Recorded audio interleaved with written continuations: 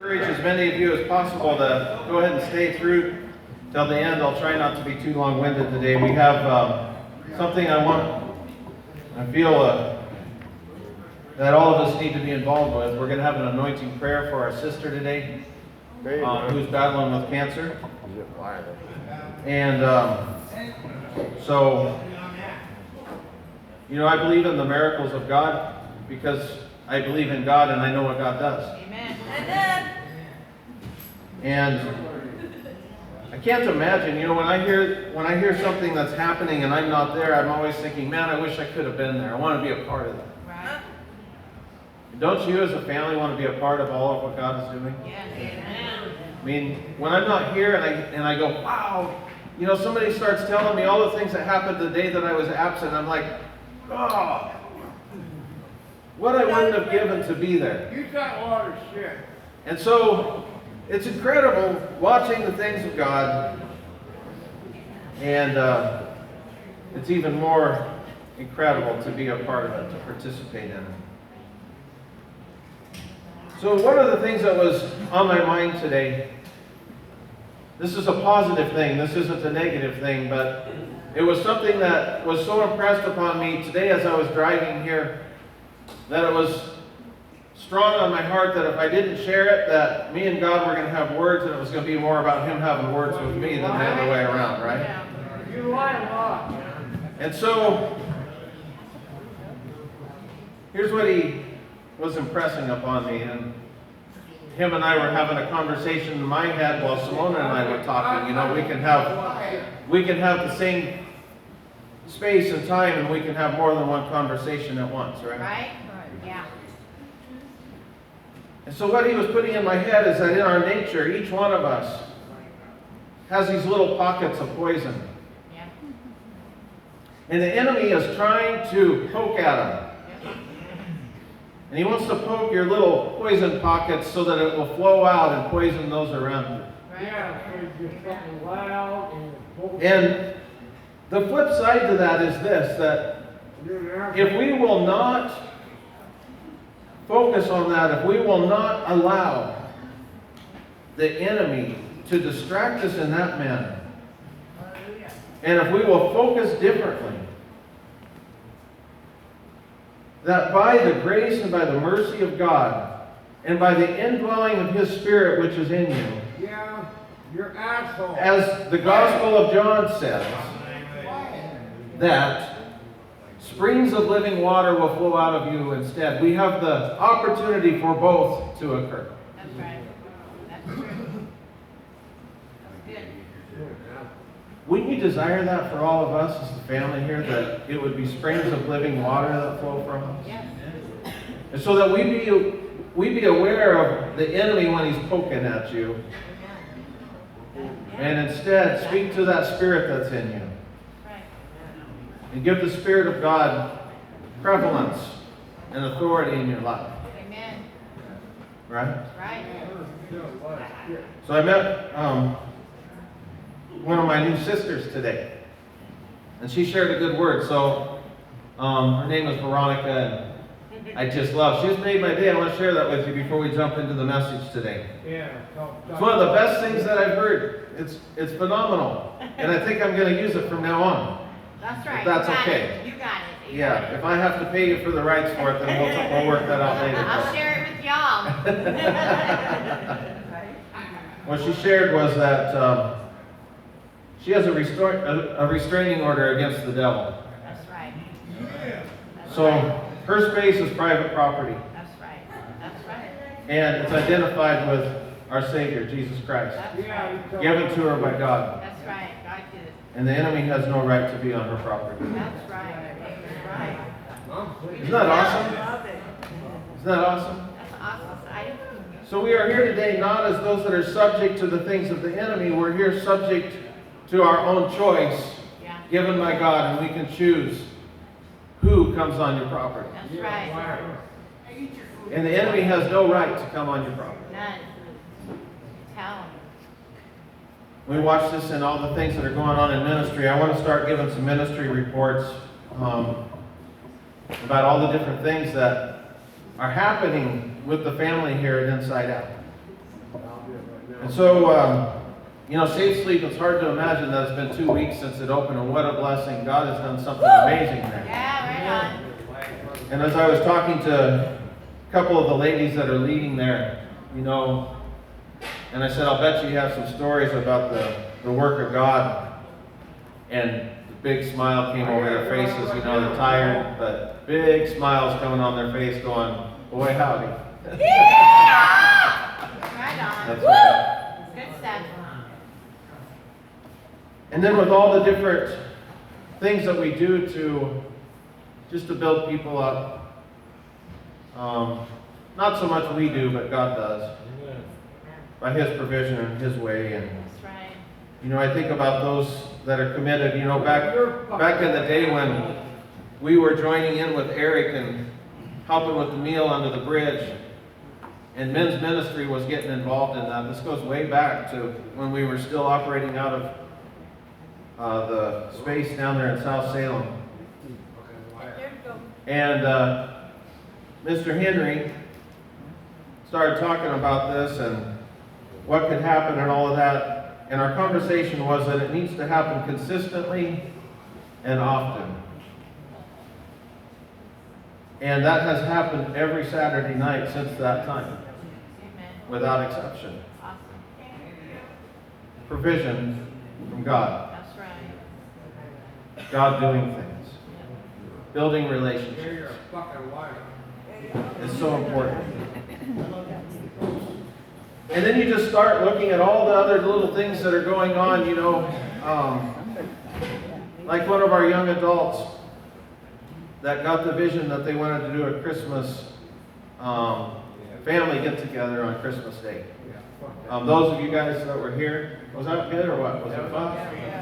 Again, that was God's provision because there were donations coming in from people that you don't even know. Right. People that aren't Christians. Right. That became inspired to donate and give and contribute and all of that. So I share all this so that we can end this year and lead into a new year with an attitude of gratefulness to God. And watching all of the things that He is doing. And that He's allowing us to be in proximity where we can see it happening firsthand. Right? And so don't ever forget, when you got that dark cloud coming over you, that's just the enemy trying to poke your pockets of poison. Don't let him have access to that. I don't. Serve Instead, in order. speak to the Spirit of God so that streams, fountains of living water can flow from you. That's right. And you can be a blessing to everybody that's around you in every circumstance, no matter who you are.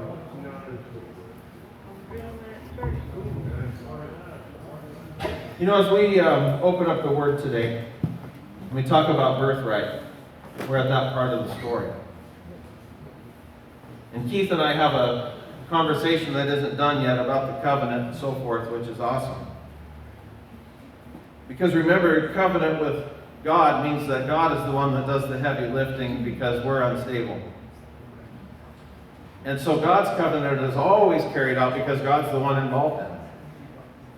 And so the same thing goes with the birthright. As we understand today, a little backdrop on the birthright, going back to that period of time, in the time of Jacob and Esau and Abraham and Isaac, and as we see that in the case where Reuben was involved, there was a point in time where the right to be of the priesthood was handed off to Levi. And so it was the father's own prerogative that the father could decide whether it was the firstborn or not. Traditionally and culturally, the firstborn was the one that received the birthright. They received, in that ancient time, they received a couple of different significant things. One of it was that in the family, they were seen as a priestly figure in the family. They were also seen as the one that would receive things that needed to have a judgment call made upon it. So they were seen as maybe even as a judge in that environment. They also were to receive a double portion of the inheritance. And so when we think about this in the mindset of what Jesus Christ did, why it was so important that the one that would receive that, freely handing it off, so that you are all the recipients and the rights and all that comes with that birthright. Think about that. That's good.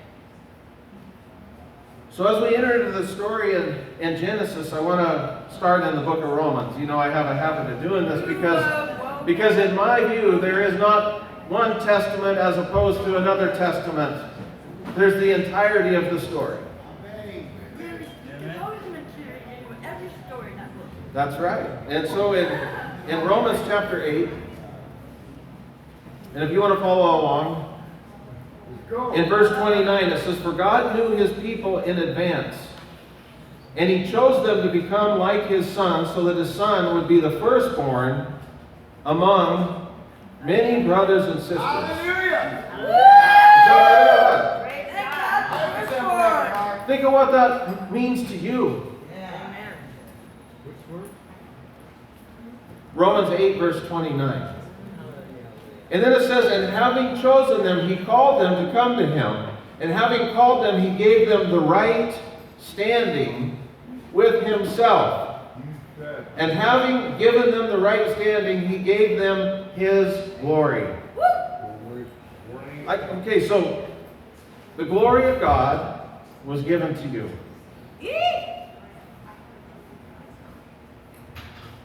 You know, when Paul was talking about the veil being I want to hear about it. removed, and that where the Spirit of the Lord is, there's liberty and so on. And he talks about that we are changed from glory to glory. Hallelujah. When you receive the glory of God, and when we come together like this, and you see the glory that God has placed upon you, and you interact with each other, it's as though it's like from glory to glory. Hallelujah. If you are willing to allow the Spirit of God to flow from you, Woo. like springs of living water, Amen. when you interact with each other, it's like from God's glory to God's glory. Amen. Because you have rights, you have the birthright. Amen. Bring it on. That's you. Amen. Praise God. Hallelujah. Now I want to ask you again, do you enjoy being part of this family? Woo! Woo! Speak the truth, Pastor. What great privilege. Hallelujah. Thank you. What an amazing thing. Hallelujah. There's a lot to celebrate. Hey! That's right. So as we look at this story and we go, wow, how could it be that somebody would be willing to trade their birthright for some stew? That doesn't make sense. It's a hard thing for me to wrap my mind around. Well, do But it. see, this is what I'm saying about the enemy going around trying to find that little point, that little pocket of poison. Trying to get us to hit that little point where we would be willing to go, wow, you know what, that is so enticing that I would give up this right, this birthright. Don't give up your birthright, ever. I won't. No matter what it is, no matter whether it's because your stomach needs food in it or whatever it is, whatever the craving is, whatever it is that the enemy's trying to trigger, do not let go of your birthright. It's not worth it. It's not. Ever. Yeah, I do. Brother, I'm Dale. What's your name? I want to stay here. Okay. All right. You're welcome. Okay. You're welcome to do that. Nice to meet you. I'm glad you're here today. That's okay.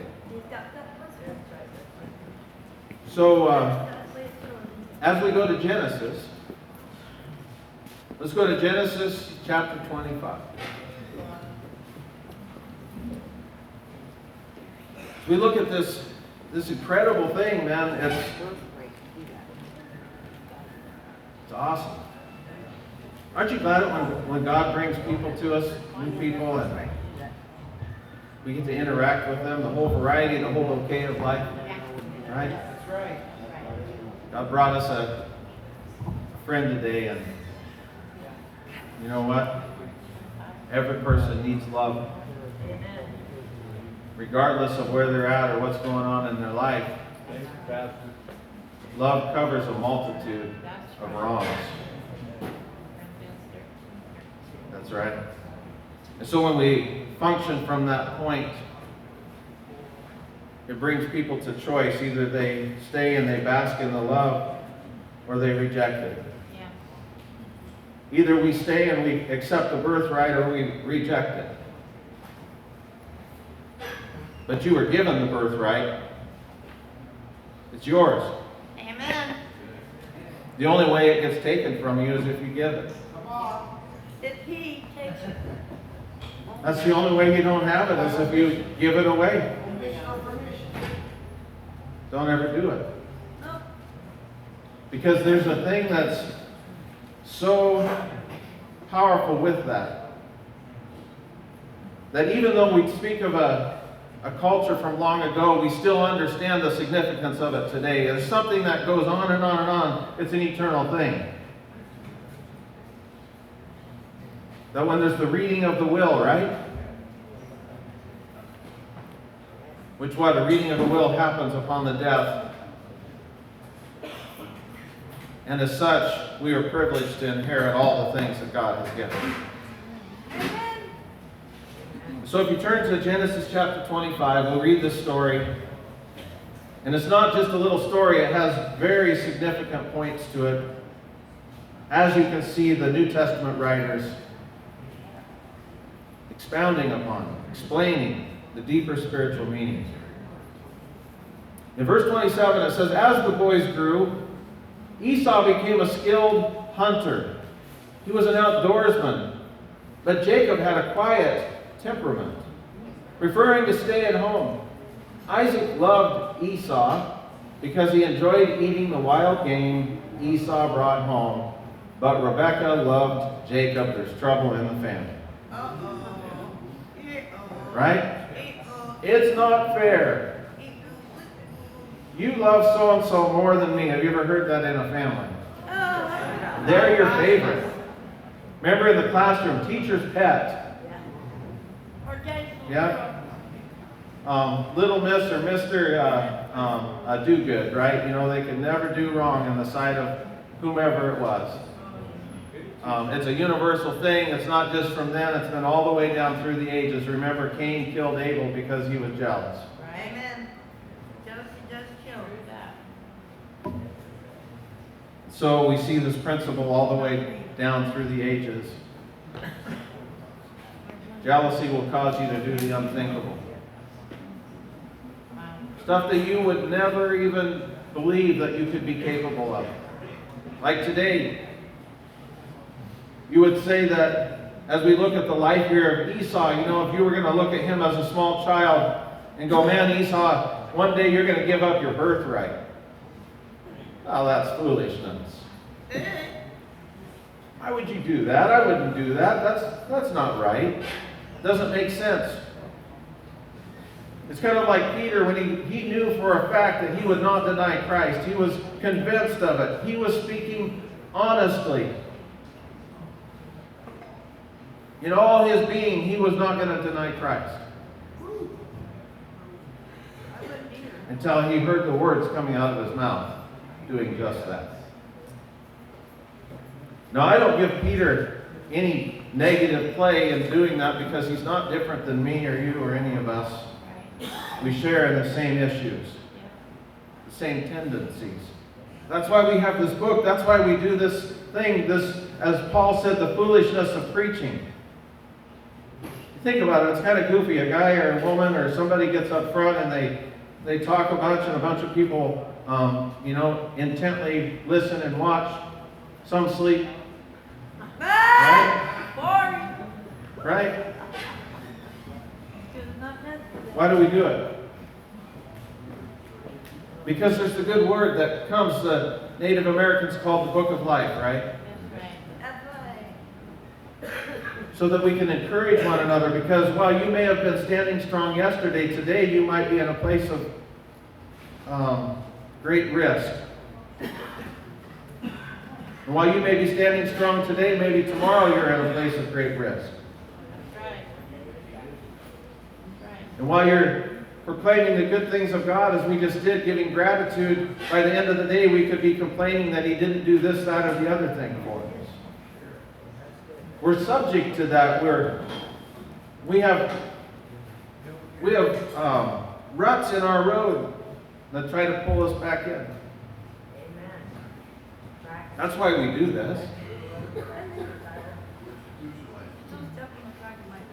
So we learn from these stories. Verse 29, it says, one day when Jacob was cooking some stew, Esau arrived home from the wilderness, exhausted and hungry. And Esau said to Jacob, I'm starved. Give me some of that red stew. And this is how Esau got his other name, Edom, which means red. Now it's interesting when you go back and you read the other prophets as they spoke about Edom. When you read what Jeremiah said about Edom, he asks the question. He goes, is there any wisdom in Edom? In other words, he's implying something that maybe there wasn't any wisdom. And so from their leader, from the patriarch of Edom, we see the lack of wisdom. Trading a birthright for some food. And so that the prophets honed in on this and they were going, is there any wisdom in this place? Now it's fascinating when you go to the place where Edom, where the Edomites lived. You know, it was where they filmed the Temple of Doom and all that, those movies. Petra. When you go there today, there's no Edomites. They're all gone. But there's a bunch of Bedouin. Bedouin are the nomads. And we had free reign when we went in there so that we could go into all the different caves. The sides of the rocky cliffs are just filled with caves. They're everywhere. And one cave opens up to another cave, and when you get back in there, it's kind of dark. And so some of the people with our group, they were adventurous, and they were going back in there, and they stumbled across places where the Bedouin were way back in there sleeping. So the place that was established is this mighty place called Edom because of lack of wisdom. Remember, wisdom comes. It begins with knowing God. In fact, there is no other wisdom. Anything else is going to be foolish. If it isn't from God, it's not wise. We're free to act upon either one, but it's just not wise. So this place, this great fortress that no one thought that they could conquer because of its rocky cliffs, and even though sometimes it doesn't rain there for years, they have these little troughs that are still there that they had cut out in the sides of the hills, where all the little dewdrops, for miles and miles of these channels in the morning, it would collect each one of those little dewdrops, and they had underground cisterns that it would just, one drop after another, would drain down into these underground cisterns where they would not be subject to evaporation and all of that. So they were able to water crops, and they were able to drink whatever they needed. They were able to bathe in a place where sometimes it didn't rain for years. So no one thought that anyone could come in and conquer it, because you had to come through this fortress, this wall, these cliffs, through a narrow channel. But the prophet said, where's the wisdom? The lack of wisdom will bring us into a place of destruction. Yep. That's right. And we cannot conjure up wisdom in ourselves. We receive it from God. Right. Good. We can amass lots and lots and lots of knowledge. But without the wisdom, it's of no value. In fact, it'll be harmful. Yeah. And so we see this story here where he's receiving a second name, Edom, which is very significant as we read on in the Bible, because it represented something. It represented stepping away from something that was wise and giving up one's birthright for some food.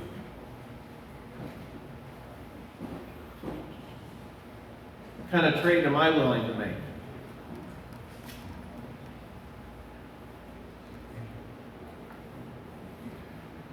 This is why I've come to understand some things that are hard to put in play, but are, I believe, from God nonetheless, and that is that my attitude must not be subject to my circumstance. Oh, yeah. That's right. Thank you, Pastor. Can you repeat that, please? My attitude must not be subject to my circumstance. Come on. We'd be reading a different kind of story.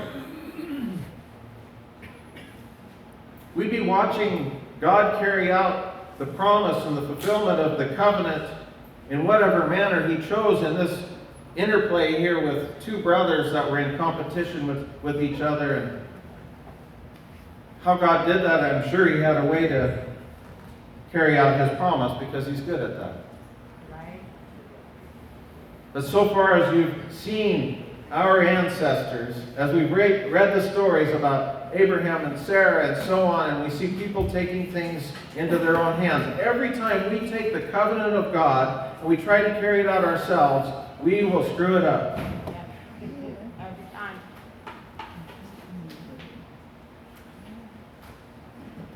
The covenant of God is best handled by Him, and we just receive it freely. No.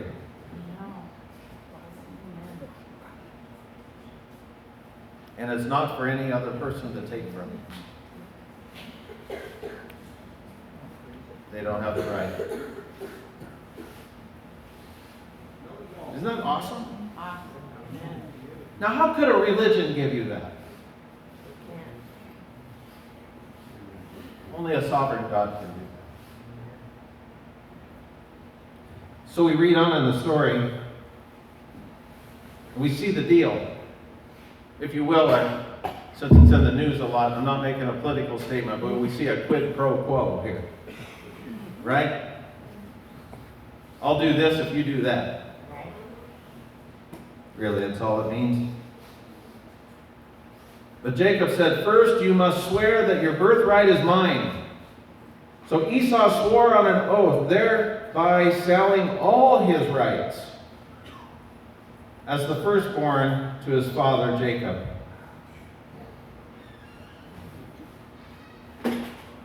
You know, I don't know if you ever have had buyer's regret. You know, where you went and you paid for something and you walk away and you go, "Man, I just got taken for a ride. Wow, that car smelled so good when it was in the lot, and now I'm sitting beside the road. What a deal was this?" Anybody know about that? Yeah. Definitely. Amen. Yeah. You just go, "Man, really?" I wonder if Esau had that moment, or at what point that occurred where he's like, "Oh my, what did I do? What did I give up?" Probably right after we eat this stew. I'm guessing, yeah. You know, and for his sake, I hope he didn't get indigestion and, you know, have stomach issues as a result, you know, but if he was upset about the thing afterwards, that probably didn't even sit very well with him. Don't you love the realness of the Bible? Yes. We relate to the human side of things. Yep. Then Jacob gave Esau some bread and lentil stew, and Esau ate the meal, then got up and left. And this is something that just I can't understand fully. This next statement in this story where it says, he showed contempt for his rights as the firstborn. More literally, it says he despised. He despised his birthright.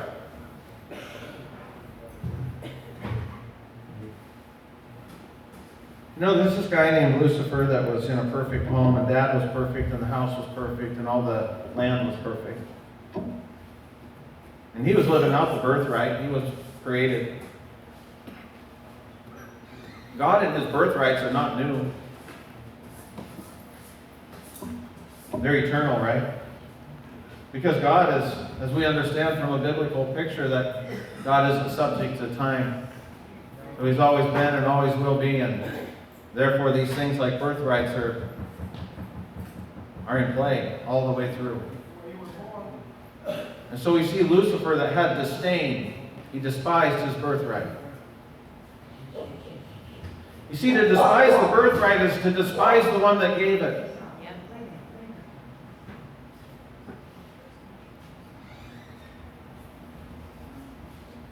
The only way I can wrap my mind around giving away a birthright that God gives is to despise the giver.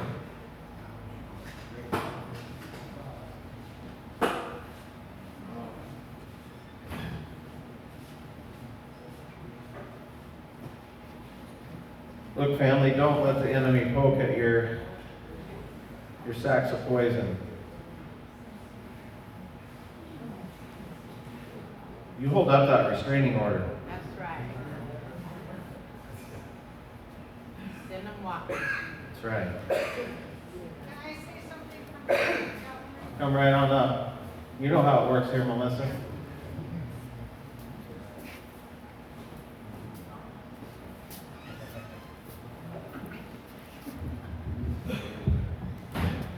So, I don't know, it was probably 4 months ago. I had a dream one night. I was walking on a path, and I was talking with the Lord and looking up to the heavens. And everything was wonderful. And I'm just walking along and praising, rejoicing. And then I hear something down at my feet. And I take my gaze from up there to down here. And all of a sudden this snake came up and bit me right on the wrist. And I didn't look up. I looked right at the snake, and I tried to pry that thing off of my wrist. And the more I pried, the deeper it sunk into my wrist. And I started to panic, and I was like, what do I do? What do I do? And then all of a sudden I heard a voice say, look up. The minute, the second, I turned my focus away from that snake, and I looked up, it fell away, and it was gone. That's right. Gone. Amen. That's the way God is. And that to me, and I thought about that last night. Don't look down, just look up, Always. stay focused on the Lord, Always. and if He's given you a task to do, rejoice in it, and give thanks,